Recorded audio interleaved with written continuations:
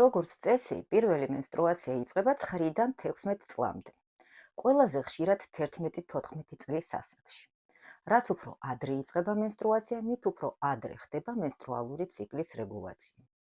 პირველ menstruatsiამდე შესაძლებელია შენიშნოთ მკერდის ზომაში გადიდება, თმის გაზრდა ბოქვენსა და იღლიებში. ასევე შესაძლებელია გაჩნდეს ვაგინალური გამონადენი პირველ menstruatsiამდე რამდენიმე თვით ადრე. ახლა იმის შესახებ თუ რა ითვლება ნორმად. ადრე ძველი მონაცემებით ითვლებოდა, რომ ციკლი რეგულარული უნდა გამხდარიყო menstruatsiyis დაწყებიდან 1 წლის განმავლობაში, მაგრამ შემდეგ ჩატარდა ბევრი კვლევა და ევროპული გაიდლაინების მიხედვით, თუ ციკლი არარეგულარულია პირველი menstruatsiyis მომენტიდან 3 წლის განმავლობაში, ეს მისაღებია და ითვლება ნორმად. როგორია ციკლის რეგულარულობა თინეიჯერ გოგონებში? გოგონებისთვის ნორმალური ციკლი ითვლება 21-დან 45 დღემდე, ხოლო menstruatsiyis ხანგრძლივობაა 8-დან 9 დღემდეც კი. და რა შემთხვევაში უნდა მივმართოთ ექიმს?